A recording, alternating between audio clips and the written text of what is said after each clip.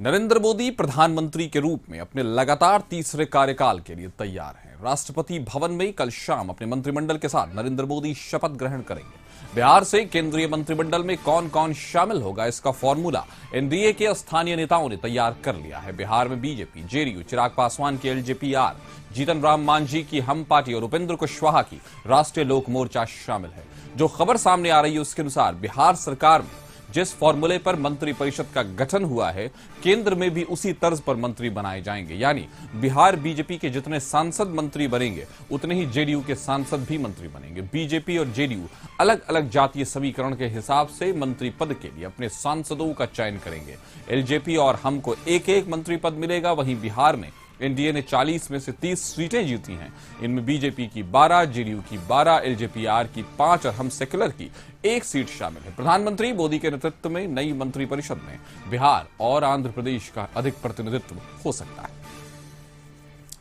तो इस खबर पर ज्यादा जानकारी के साथ संपादक अशोक मिश्र हमारे साथ जुड़ गए हैं। अशोक जी, बताइए कि जिस तरह का फॉर्मूला एकदम जो बिहार सरकार में देखा गया, क्या उसी तरह का फॉर्मूला मंत्रिपरिषद में यानी कि सेंटर में भी देखा जाएगा? और बिहार के नेताओं की, चाहे वो किसी भी घटक दल के हों, उनके प्रतिनिधित्व इस बार ये माना जाए कि जो एनडीए जो नई मंत्रिपरिषद बन रही है उसमें ज्यादा होगा?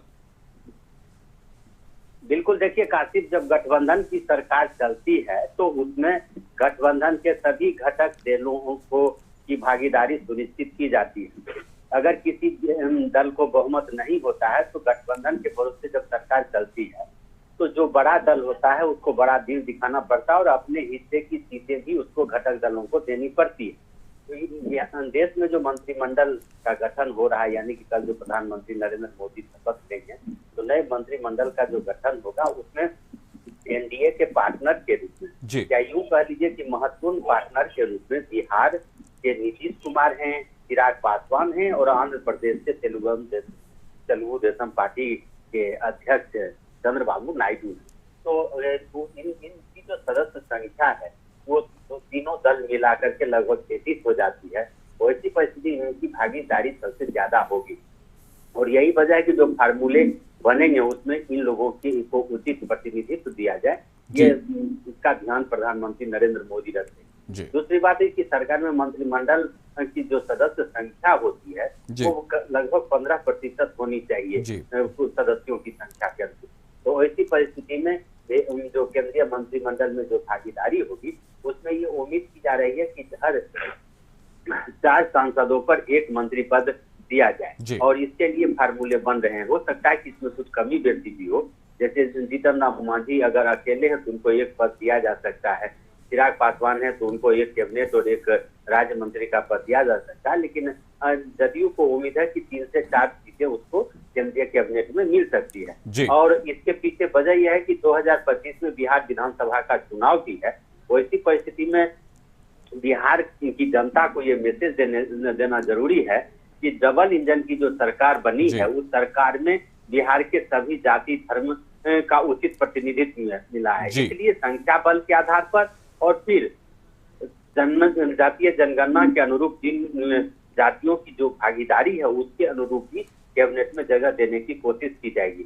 और यही वजह है कि मंत्रिमंडल के आकार को लेकर के, मंत्रिमंडल में भागीदारी को लेकर के, मंत्रिमंडल में बड़े विभाग को लेकर के अभी भी सभी की नजरें टिकी हुई हैं। और इसके पीछे मुख्य वजह है कि बिहार और झारखंड में तो 2024 में ही चुनाव होने हैं और बिहार में 2025 में चुनाव होने हैं। इस चुनाव को देखते हुए मंत्रिमंडल में भागीदारी तो बढ़ेगी ही और सबसे बड़ी बात है कि विभाग भी बेहतर होंगे जो यहाँ के विकास कार्यों को गति दे सके और नई सरकार से बिहार और झारखंड को फायदा हो, इसकी ये संदेश भी जाती। जी अशोक जी, आपने देश की और राज्य की सियासत को लंबे समय से फॉलो किया है, लंबे समय से देखा है, तो उसमें अगर ये देखा जाए टिकट बंटवारे में, जैसा कि आपने खुद भी कहा, जातीय समीकरण को साधा जा सकता है, आने वाले चुनाव के मद्देनजर ये सारी चीजें की जा सकती हैं, तो क्या कोई ऐसा पद जिसको बड़ा पद माना जाता है, बड़ा मंत्रालय माना जाता है, क्या जनता दल यूनाइटेड के खाते में आ सकता है वो?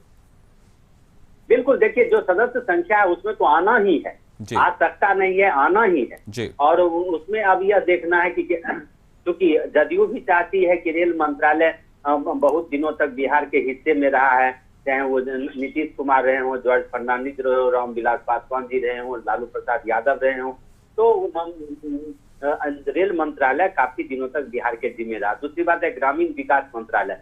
आपने देखा होगा कि पिछले दिनों निवर्तमान मंत्री अभी गिरिराज सिंह हैं, तो ग्रामीण विकास से उसके पहले रघुवंश प्रसाद सिंह को, जो बिहार के ही थे, उनको भी मिला हुआ था। तो ग्रामीण विकास है, ऊर्जा विभाग है जैसे आर.के. सिंह को मिला हुआ है, कृषि मंत्रालय जो राधा मोहन सिंह को मिला हुआ था। तो चाहेगी, जदयू तो चाहेगी कि बड़े विभाग मिले, एलजेपी भी चाहेगी, हर दल चाहेगा कि बड़ा विभाग मिला, लेकिन यह देखना होगा कि बीजेपी का जो केंद्रीय नेतृत्व और खास करके नरेंद्र मोदी को गठबंधन की सरकार चलानी है, तो उनको अपनी पार्टी के नेताओं को भी खुश करना है। दूसरी बात है कि जो संतुलन बनाना है कि जो बड़े विभाग है उस बड़े विभाग के लायक मंत्री का कद भी होना चाहिए, ये भी देखना होगा। और तीसरी सबसे बड़ी बात है कि गठबंधन की सरकार है तो कहीं न कहीं समझौता करना पड़ेगा, और उस समझौते के अनुसार चाहे बीजेपी को या नरेंद्र मोदी नहीं चाहते हुए भी उनको गठबंधन के दलों को अच्छे विभाग देने पड़ेंगे। तो अब देखना ये होगा कि क्या जदयू, हालांकि जदयू लगातार कर रही है, टीडीपी लगातार कर रही है, चिराग पासवान लगातार कर रहे हैं, हमने कोई विभाग नहीं मांगा है, हमारी कोई डिमांड नहीं है, ये प्रधानमंत्री का विशेषाधिकार है, लेकिन इसमें कहने की जरूरत नहीं है। निश्चित रूप से जिन दलों की जो हिस्सेदारी होनी चाहिए, जो उनका अधिकार है, उस अधिकार के अनुरूप तो मिलेगा ही।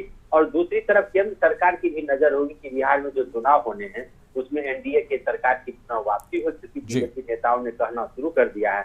आपने देखा होगा कि सम्राट चौधरी और विजय सिन्हा का बयान है कि 2025 में भी नीतीश के नेतृत्व में ही हम विधानसभा का चुनाव लड़ेंगे। तो ऐसी परिस्थिति में चुनाव में तत्काल जो लाभ मिले उस हिसाब से विभाग भी मिलेंगे, जदयू कोटे के, लोजपा रामविलास के कोटे को और बीजेपी के नेताओं को वैसे विभाग दिए जाएंगे जिसका सीधा जनता पर असर।